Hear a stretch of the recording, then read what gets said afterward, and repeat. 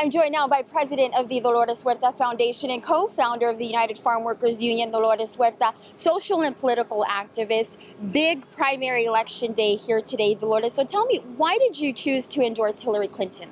Well, Hillary has always been there, especially for the Latino community. I know when she got out of Yale Law School, she went down into South Texas, going door to door to register Latino voters to vote. And she had the first conference in Washington that talked about Latino youth and children. And she also passed the first Hillary Care bill that gave health insurance to 8 million children in the United States of America. So she's a person that gets things done. And this is what we need, she's got the capacity, the intelligence, the wisdom, the experience, so that we know that we're going to have somebody that can address the issues that are facing our country and that she will be able to do it successfully. So I think we are on the verge of seeing not only a woman president, but a president who is a feminist, who cares about the environment, who cares about working people, who cares about people of color, and especially who cares about our children.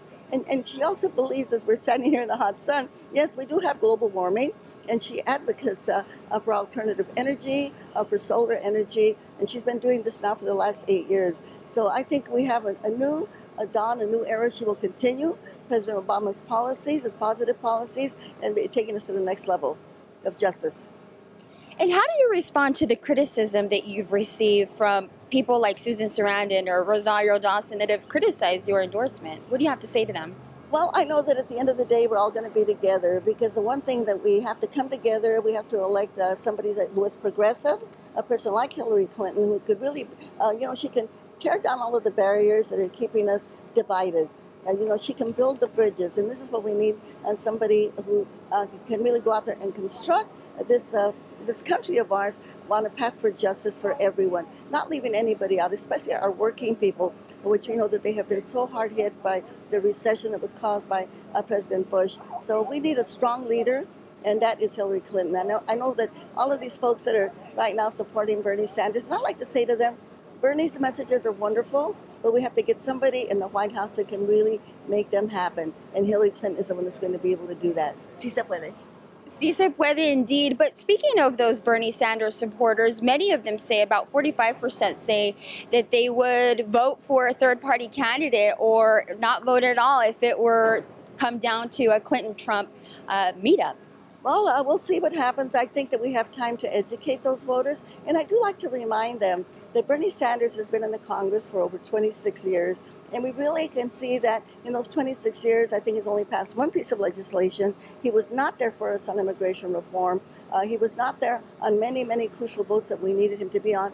And if we compare him to other Congress people like John Lewis, who was done work on the civil rights issues, Congressman Howard Berman, who worked on immigration issues, and many other, Dennis Kucinich, many other Congress people who use their offices to really go out there and advocate and to organize for their agendas. Well, Bernie has really talked a good line, but when we see what has he actually accomplished, there's not very much there.